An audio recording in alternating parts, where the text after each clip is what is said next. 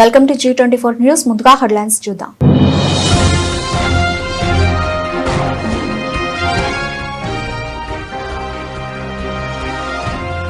కేసీఆర్ గత 10 ఏళ్ల పాలనలో ప్రజలను కడుపులో పెట్టుకొని చూసుకున్నారు కేటీఆర్.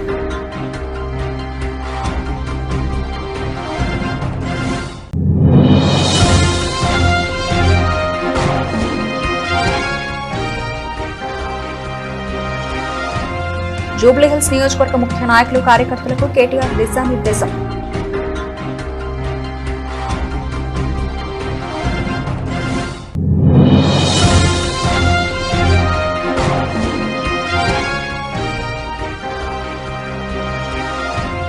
కవిత లీలీపుచ్ వ్యాఖ్యలు జగదీష్ రెడ్డిపైనేనా?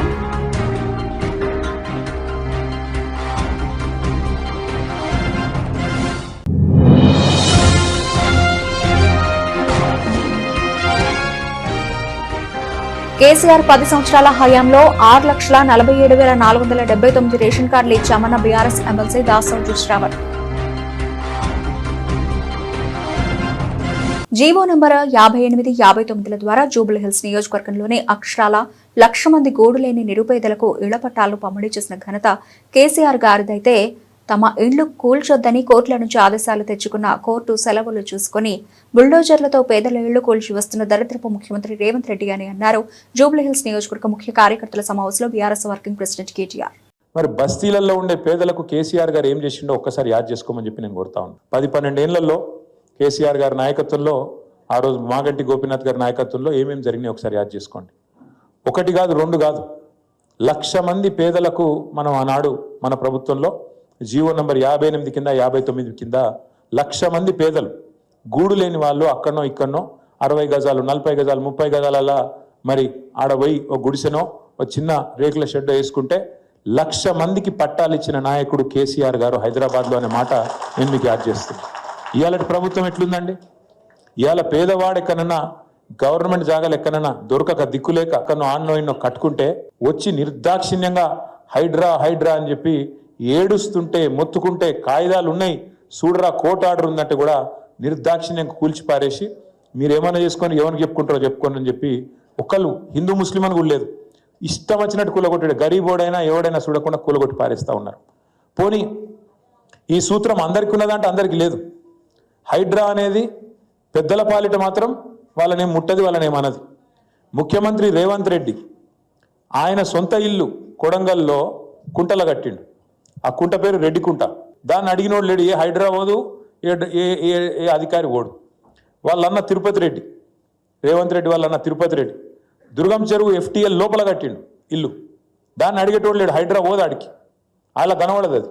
అట్లాగే రెవెన్యూ మంత్రి పొంగులేటి శ్రీనివాసరెడ్డి ఆయన జోర్దార్ బంగ్లా కట్టిండు చెరువు బఫర్లా, దానికి ఆడికి ఓదు. ఇంకొక పెద్ద మనిషి ఉన్నాడు KVP రామచంద్రరావు, ఆయన చెరువు పక్కనే కట్టిండు, దానికాడికి ఓరు.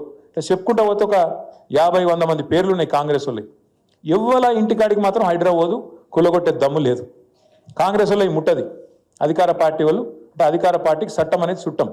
గరీబ్ వాళ్ళకి మాత్రం హైడ్రా అనేది ఒక భూతంలాగా మీద పడి ఇవాళ ఎక్కడ పడితే అక్కడ విచ్చలవిడిగా సాటర్డే సండే వచ్చిందంటే చాలు కోర్టు బంద్ ఉంటే కోర్టు ఇప్పటికి 100 సార్లు చెప్పింది ఇట్లాంటి చేయకూరి, మీరు నోటీస్ ఇయ్యండ్రి, మీరు కరెక్ట్గా పద్ధతి ఫాలో కండి అంటే అవేం చూస్తలేరు, ఇష్టం వచ్చినట్టు కొట్టుకుంటూ పోతున్నారు. మాగంటి గోపీనాథ్ చేసిన సేవలకు నివాళిగా మరొకసారి జూబ్లీహిల్స్ లో గులాబీ జెండా ఎగరవేద్దాం.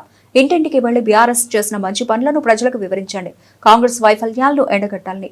రేవంత్ రెడ్డి అసమర్థ పాలనతో విసిగిపోయిన అన్ని వర్గాలను కలుపుకుని రాబోయే జూబ్లీహిల్స్ ఉప ఎన్నికల్లో బీఆర్ఎస్ పార్టీని గెలిపించాలని అన్నారు BRS party working president KTR. Yousufguda division లో 66,000 ఓట్లు ఉన్నాయి. 66,000 ఓట్లు అంటే మనం వర్క్ డివైడ్ చేసుకోవాలి.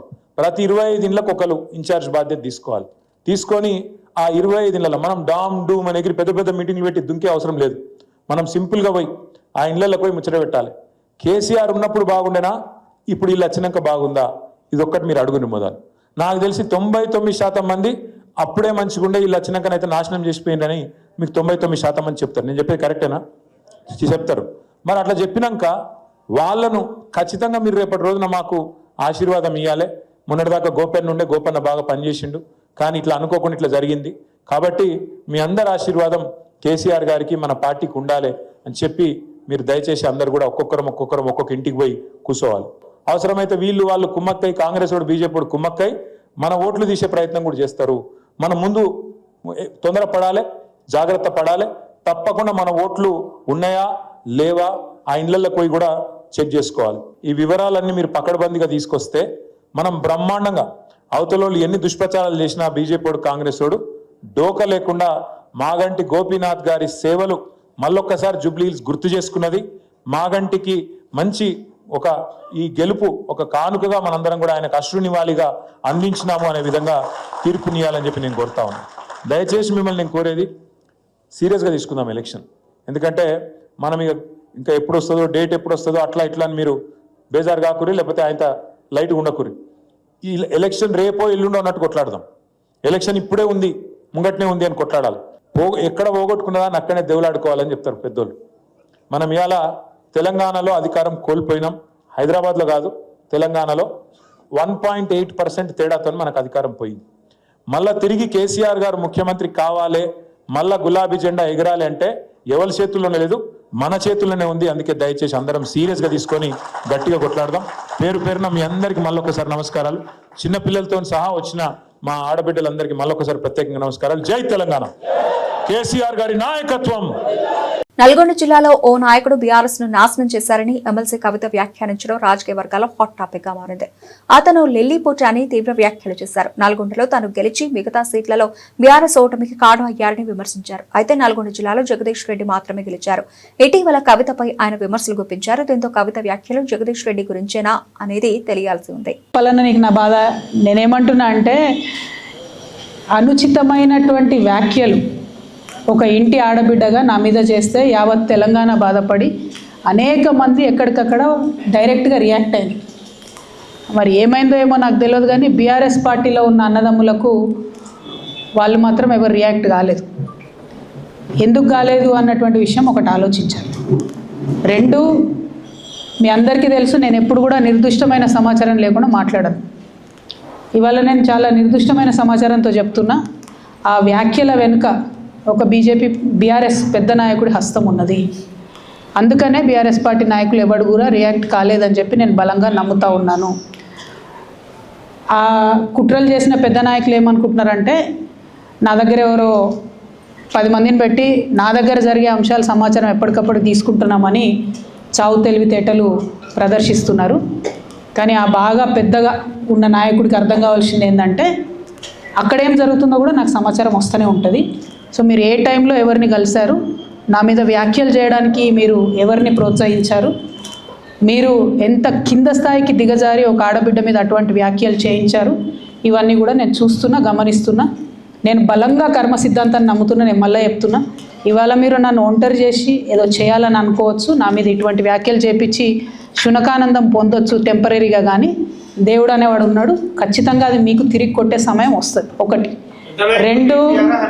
రెండు ఒక లిల్లీపుట్ నాయకుడు నల్గొండలో బీఆర్ఎస్ పార్టీని నాశనం చేసిన ఒక లిల్లీపుట్ నాయకుడు ఆమెవరు ఈమెవరు అని మా గురించి మాట్లాడుతూ ఉన్నారంటే, మరి ఆయనకు ప్రోత్సాహం ఇస్తున్నది ఎవరో కూడా ప్రజలు ఆలోచించుకోవాలి. ఇవాళ నల్గొండ జిల్లాలో ఒక సీటు కూడా రాలే. ఆయన సీటు సావు తప్పి కన్నులొట్టవైన చందంగా చివరి నిమిషంలో అనుకోకుండా గెలిచినటువంటి సీటు. ఎన్నడూ ప్రజా ఉద్యమాలు చేయలే. కేసీఆర్ గారు లేకపోతే మరి నువ్వెవరు, అది కూడా ఆలోచించుకోవాలి కదా. కేసీఆర్ గారు లేకపోతే బీఆర్ఎస్ పార్టీలో ఉన్న ఏ నాయకుడైనా ఎవరు? ప్రజలకు మనందరినీ పరిచయం చేసింది కేసీఆర్ గారే కదా. మనలో మనం కన్ఫ్యూజన్ ఉన్నప్పుడు ఇష్టం వచ్చినట్టు మాట్లాడుకోవచ్చా? ఈ లిల్లీపుట్ నాయకుడు మాట్లాడంగానే ఇంకో చిన్న పిల్లగాడు నిన్నగాక మొన్న మా పార్టీలోకి వచ్చిన వాళ్ళు కూడా ఎటుపడతట్టు మాట్లాడు. అసలు ఎవరు మీరు? మీకు తెలంగాణ ఉద్యమంతో సంబంధం ఏంది? బీఆర్ఎస్ అధికారంలోకి వచ్చినాక బీఆర్ఎస్లోకి వచ్చి పదవులు పొంది ఉల్టా నా మీదనే మాట్లాడతారా మీరు? మేము ఉద్యమం చేసిందే మీ మీద కదా. చిన్న పిల్లగానిలా ఉండు బాబు. నువ్వు పెద్దవాళ్ళ విషయాల్లో తలదూర్చకు, తెలియని విషయాల్లో అసలే తలదూర్చకు. నీ వెనకాల చాలామంది ఉన్నారని అనుకుంటున్నావేమో, వాళ్ళ సంగతి కూడా ప్రజలకు వస్తుంది, తెలుస్తుంది. ఎప్పుడో ఒకసారి అన్నీ బయటపడతాయి. ఒక ఆవేదనతో చెప్తున్నా, నేను ఉట్టిగా చెప్తలేను. రాజకీయం చేయొచ్చు, కానీ ఇంత నీచంగా ఒక ఇంటి ఆడబిడ్డ మీద ఇటువంటి మాటలు మీరే అనిపించి స్పందించకుండా ఉంటారా? తెలంగాణ ప్రజలు ఊరుకోరు, నేను చెప్తున్నా. మీరు జగదీశ్వర్ రెడ్డి జరుగుతున్న పార్టీ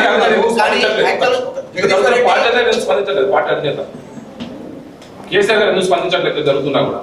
ఢిల్లీపూట్ నాయకుడు అని జగదీశ్వర్ రెడ్డి అంటున్నారు మీరు. అదే జగదీశ్వర్ రెడ్డి ఇది ఒక ఇంటర్వ్యూలో మాట్లాడుతూ కేసీఆర్ నాకు తండ్రి లాంటి వారు చూడగలిగితే తప్పేంటి స్టేట్మెంట్ చేస్తాం. నేనేమంటున్నా, కేసీఆర్ గారు నాకు తండ్రి. వారికి నేను అంతరంగికంగా రాసినటువంటి ఉత్తరాన్ని బయటపెట్టి మొత్తం పార్టీలో జరుగుతున్న అంశాలన్నీ బహిర్గతం చేసింది ఎవరు? ఇయాలి ఆ అంశాలన్నీ బహిర్గతం చేసి నన్ను మాట్లాడడానికి ఫోర్స్ చేసి ఇప్పుడు మళ్ళీ దాని చుట్టూ ఇట్లాంటి డ్రామాలు ఆడుతున్నటువంటి వాళ్ళు ఎవరు? ప్రజలకు కూడా తెలుస్తుంది తప్పకుండా. కానీ ఒక మన పార్టీకి సంబంధం లేని, బీఆర్ఎస్ పార్టీకి సంబంధం లేనటువంటి వ్యక్తి చేత మన పార్టీ నాయకులే ఊతమిచ్చి నా మీద వ్యాఖ్యలు చేయించారనడానికి నా దగ్గర వందలాది ఆధారాలు ఉన్నాయి. ఖచ్చితంగా అది టైం వచ్చినప్పుడు బయటపడుతుంది, ప్రజలకు కూడా అర్థమవుతుంది. అయితే ఇంపార్టెంట్ ఇష్యూ ఇక్కడ బీసీల ఇష్యూ. దయచేసి రేపటి నుంచి ఖచ్చితంగా 72 గంటలు దీక్ష చేయాలనేటటువంటి ఉక్కు సంకల్పంతో మేమందరం ఉన్నాం. ప్రభుత్వాన్ని మళ్ళీ రిక్వెస్ట్ చేస్తూ ఉన్నాం, మీరు మాకు మా బాధను చెప్పుకునే అవకాశం ఇవ్వండి. మీరు కాంగ్రెస్ అంటే బీజేపీ, బీజేపీ అంటే కాంగ్రెస్ అని తూకిత్తా అని చెప్పి బీసీలకు అన్యాయం చేసే ప్రయత్నం దయచేసి చేయకండి. మాకు 72 గంటలు మాట్లాడే అవకాశం ఇవ్వండి. మేము అక్కడ కూర్చొని సత్యాగ్రహం చేస్తాం, మా బాధలు చెప్పుకుంటాం, అంతకుమించి మేము చేసేది ఏం లేదు.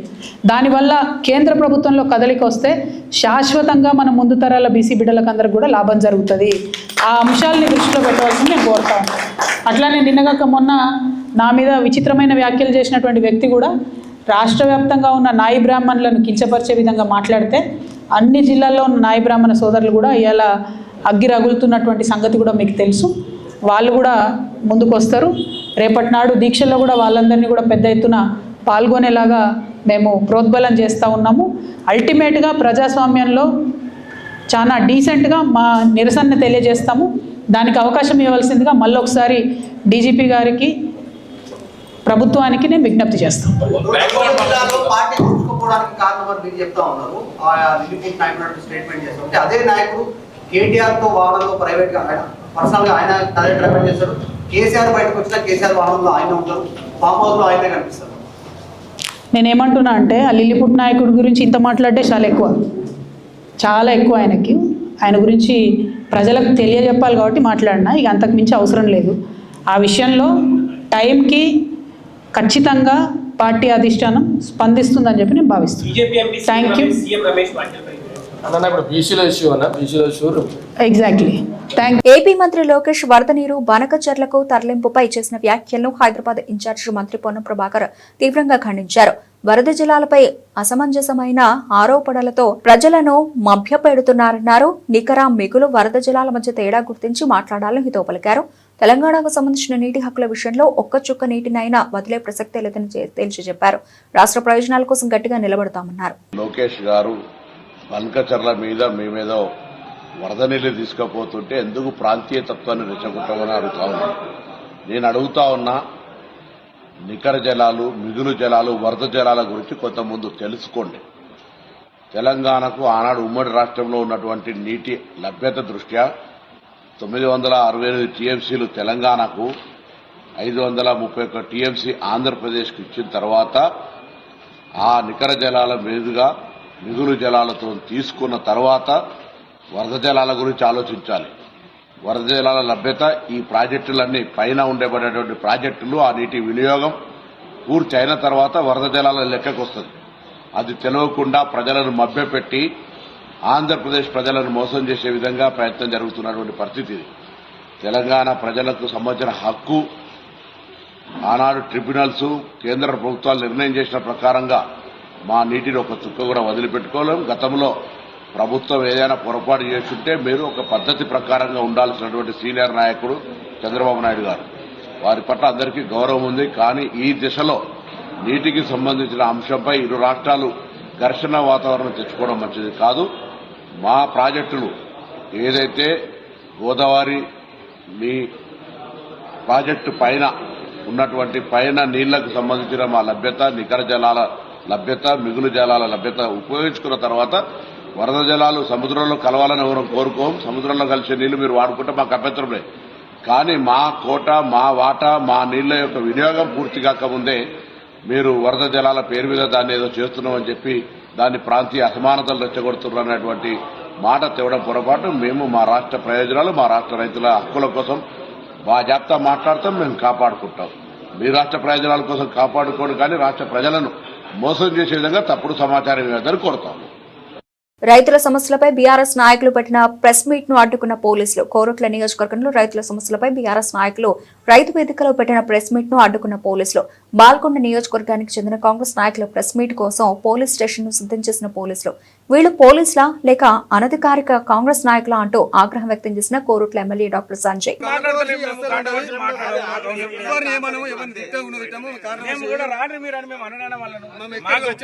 రైతుల బాధలు తీర్చమని అడుగుతాం అంతే. రైతుల బాధలు యూరియా సప్లై ఎన్నో ప్లేస్లు ఉన్నాయి సార్. ఇక్కడ బాండింగ్ ఇష్యూ నడుస్తుంది, ఇక్కడ ఎందుకు పెడతారు చెప్తుంటారా సార్? నేను చెప్పేది సార్, మా కురుట్ల మండలం కురుట్ల టౌన్ లో ఇది మేజర్ గ్రామ పంచాయతీ. వాళ్ళు ఇక్కడికి వచ్చారు కాబట్టి మేము ఇక్కడ పెడదామనే ఆలోచన. వాళ్ళ డిస్టర్బెన్స్ చేయాలి, మేము 100 మంది రైతులను నోలుకొచ్చుకోవాలన్న మాకు ఆలోచన లేదు. ఏదో మేమే నాయకులం 10 మంది వచ్చినాం, మాట్లాడదాం. మన రైతులు అలా యూరియా బస్తాలు వస్తే అయిపోయి మనకేమున్నది. రైతులు ఎవరున్నారండి?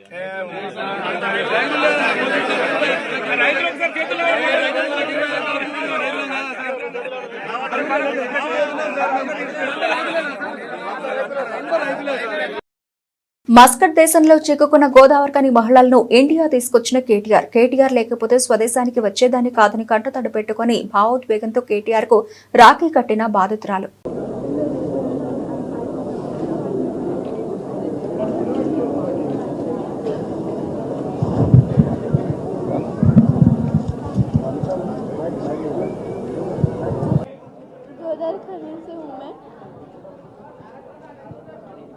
गोदावरी से हूँ मैं। मेरे हरीश सर और केटीआर सर की वजह से ही मैं आज यहाँ पे आई। बहुत बड़ा धोखा हुआ मेरे को। और तो और कोई भी अपना देश छोड़ के कोई भी नहीं जाना यहाँ से। बहुत धोखा कर रहे अपने साथ में। आज ये लोग नहीं रहते थे तो मेरी बच्चों की सूरत मैं नहीं देख पाती थी और मैं यहाँ पे नहीं आ सकती थी। मेरे को बहुत बोले तो बहुत मुश्किल हुई वहाँ पे। बहुत तकलीफ से मैं यहाँ पे आई। बहुत मेहनत करके मेरे को केटीआर सर मेरे को यहाँ पे लेके आए। बहुत वो लोग मेरे को जालिम सितम करे मेरे को। और तो और मेरे केटीआर सर और केसीआर सर की बदौलत से मैं यहाँ पे हूँ। कोई भी मेरे लिए मदद नहीं करे मेरे को। मेरे 2 बच्चे हैं। हाँ मेरी बच्ची है 8 साल। हाँ और एक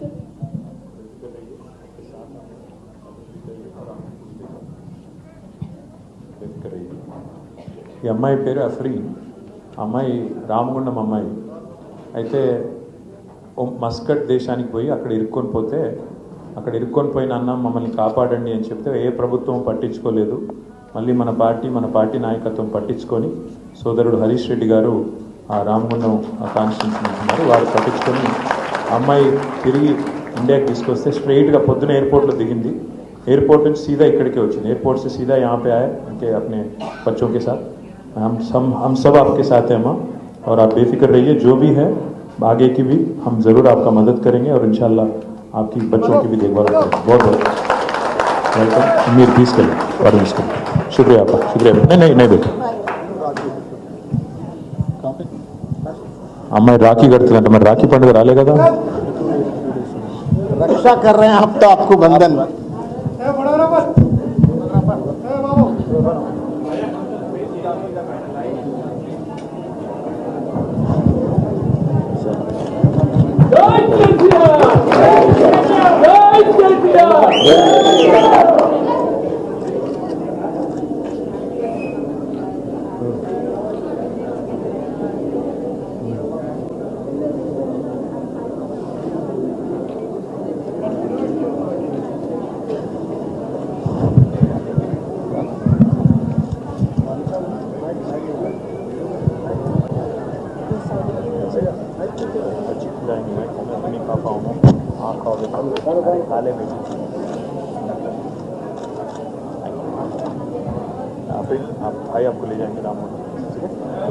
ఇంద్రమ్మ ఇల్లు వచ్చిందని గుడిసెను కూలగొడితే ఇప్పుడు లిస్టులో పేరు లేకుండా చేశారు. నల్గొండ జిల్లా త్రిపురారం మండలం బాబుసాయిపేట గ్రామంలో ఇంద్రమ్మ ఇల్లు మంజూరైందని గుడిసెను కూలగొట్టిన పులేందుల గురువమ్మ తర్వాత బీఆర్ఎస్ పార్టీ మద్దతుదారులు అని లిస్టులో నుండి పేరు తెయించిన కాంగ్రెస్ నాయకులు ఉన్న గుడిసెను కూల్ చేసి అద్దె ఇంట్లో ఉంటున్నామని స్థానిక నేతలను అధికారులను ఎంత వేడుకున్నా కనుకరించడం లేదంటూ బాధితుల ఆవేదన. త్రిపురారం మండలం నల్గొండ జిల్లా పులేందుల గురమ్మ ఎంకులు వైఫ్ ఆఫ్ ఎంకులు మాకు ఇల్లు వచ్చింది అని చెప్పారు కాంగ్రెస్ వాళ్ళు. మేము ఉన్న గుడిసెను కూలగొట్టినాక ఇల్లు వచ్చిందని మీరు టీఆర్ఎస్ లో తిరుగుతున్నారు అన్న ఉద్దేశంతో వాళ్ళు మా ఇల్లుని రాకుండా వచ్చిన ఇల్లుని తీసేసి ఏరే వాళ్ళకి ఇచ్చారు. మాకేం ఇల్లు లేకుండా అయింది. మేము ఇప్పుడు మంది నెలల కిరాయికుంటున్నాం. కనీసం మాకు ఇల్లు కూడా లేదు. మేము మంది నెలల కిరాయికుంటున్నాం అని బతిలాడినా కూడా కాంగ్రెస్ కార్యకర్తలు ఒక్కరు కూడా వచ్చి సూచన లేదు. ఇటు ఒక్క ఈడ ఇల్లు ఉన్నదా లేదని అడిగిన లేదు. మళ్ళా మా తమ్ముని కొడుక్కి ఆడు తల్లి లేదు తండ్రి లేదు. ఇద్దరు డెత్ సర్టిఫికేట్ తీసుకుపోయి కాంగ్రెస్ కార్యకర్తలకు చూపించినాం.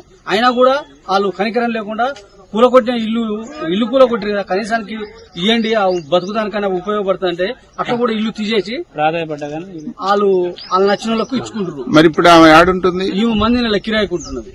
ఇప్పుడు ఇల్లు రాలే ఇల్లు వచ్చి ఉన్న గుడిసె కూడా కూలగొట్టి మంది నెల కిరాయికుంటుంది. అది కూడా బతిలాడినాం. పోయి కాళ్ళ మీద పడేటట్టు కూడా మా తమ్ముడు కూడా పోయి కాళ్ళ మీద పడేటట్టు కూడా బతిలాడు. అయినా కూడా కాంగ్రెస్ కార్యకర్తలు తీసి పక్కనే ఇస్తారు. ప్రభుత్వ అధికారులు collector Harichandana, civil supplies commissioner DS Chauhan తమ దగ్గర అనధికారిక లెక్కలు పెట్టుకుని కూడా అబద్దాలు ఆడారు. అబద్దాలు ఆడి ప్రజలను తప్పుదో పట్టించినందుకు హైదరాబాద్ జిల్లా collector Harichandana, civil supplies commissioner DS Chauhan మీద డిసిప్లినరీ యాక్షన్ తీసుకోవాలని చీఫ్ సెక్రటరీ కంప్లైంట్ ఇస్తున్నామన్నారు బీఆర్ఎస్ ఎమ్మెల్సీ దాసోజు శ్రవణ్. జిల్లా కలెక్టర్ మొట్టమొదటి మాట్లాడింది. ఆమె కంటే నేను ఎక్కువ రేవంత్ రెడ్డిని మెప్పియాలా, ప్రభుత్వాన్ని మెప్పియాలా, పొన్నం ప్రభాకర్ గారిని మెప్పియాలా అని చెప్పని ఈ పెద్ద మనిషి మాట్లాడిన మాటలు కూడా వినండిగా.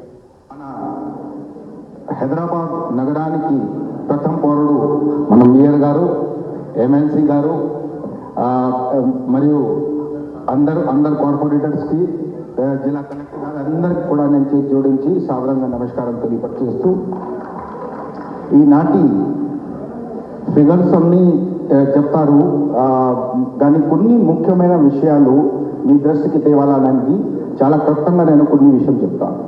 మీరు ఆలోచించండి, 10 సంవత్సరంలో జరగలేని ప్రక్రియ. ఎంతోమంది జనాభా ఎంతమంది జనాలు మీ సేవలో అప్లై చేసినా, అక్కడ అప్లై చేసినా కానీ రేషన్ కార్డు ఎవరికి రాలేదు. మన గౌరవ ముఖ్యమంత్రి గారు పెద్దలు శ్రీ రేవంత్ రెడ్డి గారికి ఆధ్వర్యంలో, పౌర సరఫరా శాఖ మంత్రులు ఉత్తమ్ కుమార్ రెడ్డి గారికి ఆధ్వర్యంలో మరియు మొత్తం కేబినెట్ ని ఆమోదించి చారిత్రకమైన నిర్ణయం ఒకటి తీసుకోవడం జరిగింది. ఆ చారిత్రక నిర్ణయం వల్ల ఇవాళ అసలు మన తెలంగాణ జనాభా 3,70,000 ఉంటే ఇప్పటికీ 3,15,00,000 ఆల్రెడీ దాంట్లో రేషన్ కార్డు ప్రతికి వచ్చినారు, అంటే 85%. ఇంకొకటి అర్థమైంది కదా మిత్రులారా, డిఎస్ చౌహాన్ గారు civil supplies commissioner who suppose to have the on his hands tips మీద ఆయన దగ్గర డేటా ఉండవలసినట్టు ఒక పెద్ద మనిషి 10 సంవత్సరాల్లో ఒక రేషన్ కార్డు కూడా ఇవ్వలేదని అన్నాడు కదా. కలెక్టర్ అట్లనే అబద్ధం ఆడింది. సివిల్ సప్లైస్ కమిషనర్ ఒక ఐపీఎస్ ఆఫీసర్ అట్లనే అబద్ధం ఆడిండు.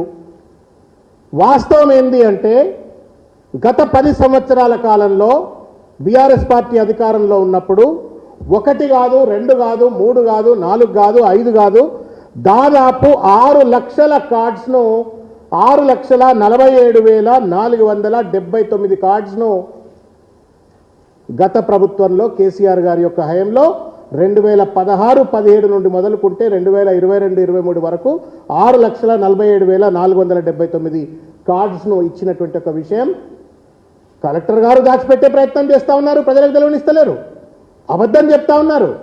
తర్వాత ఆయన సివిల్ సప్లైస్ కమిషనర్గా ఉండి ఆయన కూడా అబద్ధం చెప్పినటువంటి ఒక విషయాన్ని గౌరవ చీఫ్ సెక్రటరీ గారికి, గౌరవ మాజీ సీఎం కేసీఆర్ గత 10 ఏళ్ల పాలనలో హైదరాబాద్లో ఒక్క కొట్లాట గానీ హిందూ ముస్లిం పంచాయతీ గానీ లేవని మాజీ మంత్రి కేటీఆర్ అన్నారు. తెలంగాణ భవన్లో మాట్లాడుతూ ఆంధ్ర తెలంగాణ అనే పంచాయతీ కూడా లేకుండా కేసీఆర్ బ్రహ్మాండంగా కడుపులో పెట్టుకుని చూసుకున్నారని పేర్కొన్నారు. సీఎం రేవంత్, ఆయన సోదరుడు తిరుపతి రెడ్డి, మంత్రి పొంగులేటి, కేవీపీ ఇళ్లు చెరువుల్లో కట్టిన హైడ్రా పట్టించుకోవడం లేదని బీఆర్ఎస్ వర్కింగ్ ప్రెసిడెంట్ కేటీఆర్ ఆరోపించారు. హైడ్రాకు పేదల ఇళ్లు మాత్రమే కనిపిస్తాయని ఆయన మండిపడ్డారు. గత 10 ఏళ్లలో ప్రాంతీయ మత విద్వేషాలు లేకుండా చేశాం. కాంగ్రెస్ అధికారం చేపట్టిన ఏడాదిలోనే విద్వేషాలు రగులుతున్నాయి. ఈసారి కూడా కాంగ్రెస్ కు హైదరాబాద్ లో ఒక్క సీటు రాదు అని జోస్యం చెప్పారు. రేవంత్ సర్కార్ హైడ్రా డ్రామాతో అల్లకల్లోలం సృష్టిస్తోందన్నారు. 10 ఏళ్లు హైదరాబాద్ లో ఒక్క కొట్లాట లేకుండా, ఒక్క గొడవ లేకుండా, హిందూ ముస్లిం పంచాయతీ లేదు, ఆంధ్ర తెలంగాణ పంచాయతీ లేదు, బ్రహ్మాండంగా కడుపులో పెట్టుకొని చూసుకున్నాడు కేసీఆర్ గారు. అదే వీళ్ళు ఏం చేస్తాను ఇవాళ వచ్చినాక? ఓ దిక్కు హైడ్రా డ్రామా, ఇంకో దిక్కు మీకు యాదికుండాలి ఎన్ని మాటలు చెప్పొచ్చిరు వీళ్ళు అధికారంలోకి. ఒకటా రెండా? ఇంటింటికి గ్యారంటీ కార్డులు వంచిరు. ఏం చెప్పిండ్రు ఆ రోజు? ముసలోళ్ళ కేసీఆర్ ఒక ముసలమ్మకో ముసలయ్యకో ఇద్దరు లెవెల్లో ఒక్కరికే ఇస్తుండే పెన్షను. మీరు మా కోటేసి మమ్మల్ని తీసుకొస్తే ప్రభుత్వంలకు ఇద్దరికి ఇస్తాం, 2000 కాదు 4000 ఇస్తామని చెప్పారు. వస్తున్నాయి మరి జూబ్లీహిల్స్లో ఎవరికన్నా 4000 పెన్షన్లు? వేలాది మంది రైతులను అరెస్టు చేసి పాదయాత్రల మీనాక్షి నటరాజన్ది పాదయాత్ర కాదు, ఆర్మూర్ రైతులపై చేసిన దండయాత్ర. కాంగ్రెస్ ఇచ్చిన 420 హామీల్లో ఎన్ని హామీలు అమలు చేశారో మీనాక్షి నటరాజన్ సిద్దులగుట్ట శివయ్య సాక్షిగా సమాధానం చెప్పాలన్నారు మాజీ ఎమ్మెల్యే జీవన్ రెడ్డి. 2 లక్షల రూపాయల రుణమాఫీ చేసి తీరితే 2 లక్షల రుణమాఫీ చేస్తానన్నాడు. ఇవాళ రాష్ట్ర వ్యాప్తంగా దాదాపుగా 20 లక్షల మందికి రుణమాఫీ కాలేదు. ఒక ఆర్మూర్ నియోజకవర్గంలోనే 72,000 మంది రైతులు ఉన్నారు. నిజామాబాద్ జిల్లాలో ఇవాళ 1,00,000కు పై మంది రుణమాఫీ కాని ఉన్నారని చెప్పి సందర్భంగా తెలియజేస్తున్నాం. ఉమ్మడి జిల్లాలో నిజామాబాద్, కామారెడ్డి రెండు జిల్లాలో కలిపి 2 లక్షల మందికి రుణమాఫీ కాలేదని చెప్పి సందర్భంగా నేను తెలియజేస్తా ఉన్నాం. ఇవాళ మరి మీనాక్షి నటరాజన్ ఆర్మూర్లోనే ఉన్నది, సిద్ధులగుట్ట అక్కడే ఉన్నది. అమ్మ తల్లి ఆ సిద్ధులగుట్టే సాక్షి. మీరేమో మీనాక్షి మేడం ఆ సిద్ధులగుట్టకి వెళ్ళి నేను అడిగిన ప్రశ్నలకు సమానం చెప్పాలని చెప్పి ఈ సందర్భంగా మీడియా మిత్రుల ముందు నేను ఆమెను క్వశ్చన్లు అడుగుతా ఉన్నా.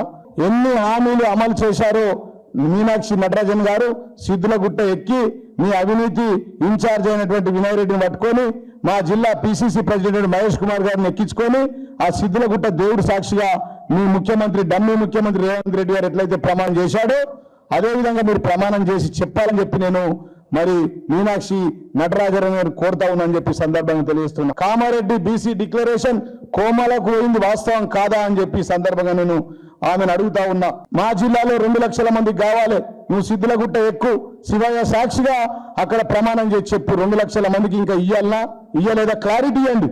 ఇయ్యాల మొదట ఆలూరు నుంచి ఆర్మూర్ పాదయాత్ర అన్నది. ఆలూరు, గగ్గపల్లి, ఇసపల్లిలో ఒక్క రైతులు రాలేరు. నిన్న జిల్లా వ్యాప్తంగా వేలాది మంది రైతులు అరెస్ట్ చేసిరు. ఆర్మూర్ అంటేనే రైతులు అంటేనే ఆర్మూరు. అట్లాంటి ప్రాంతంలో వేలాది మందిని అరెస్ట్ చేసి ఎందుకోసం వచ్చింది నీ పాదయాత్ర, మీరు ఎందుకు వచ్చింది ఈ పాదయాత్ర అని చెప్పి ఆమెను అడుగుతా ఉన్నా. అది పాదయాత్ర కాదు, ఆర్మూర్ రైతుల మీద చేసిన దండయాత్రగా నేను భావిస్తా ఉన్నా అని చెప్పి సందర్భంగా తెలియజేస్తా ఉన్నా. మీనాక్షి నటరాజన్ గారిని మరి సిద్ధులగుట్ట మీద కూర్చుంటే చెప్పాల తల్లి, ఆడేడ కూర్చుని చెప్తే మేము నమ్మం. ఎందుకంటే మీ ముఖ్యమంత్రి అక్కడనే వచ్చి గుహలకు పోయి పూజలు చేసి గెలిచొచ్చిండు. నన్ను ఆడ పోయిండు, ఆయన గుహలో పోయిన ఒక ఫోటో కూడా చూపిస్తా, అక్కడ పూజ చేసిండు పాప పెద్ద మనిషి. ఈ ఫోటో తీసుకోండి ఫోటోగ్రాఫర్. బులెటిన్ ముగించే ముందు హెడ్లైన్స్ మరోసారి.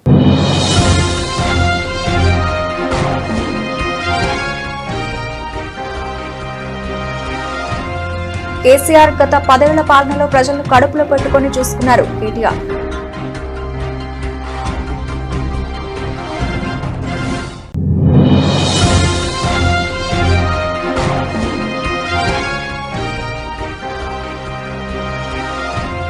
జూబ్లీహిల్స్ నియోజకవర్గ ముఖ్య నాయకులు, కార్యకర్తలకు కేటీఆర్ దిశానిర్దేశం.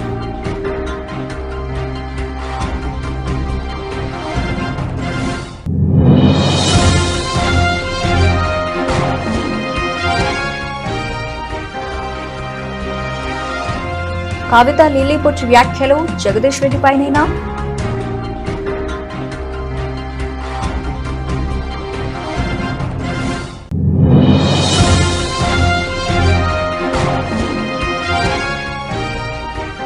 కేసీఆర్ 10 సంవత్సరాల హయాంలో 6,47,479 రేషన్ కార్డులు ఇచ్చామన్న బీఆర్ఎస్ ఎమ్మెల్సీ దాసోజు శ్రావణ్. ఇది ఇప్పటివరకు నబిల్చిన updates. Keep watching G24 news.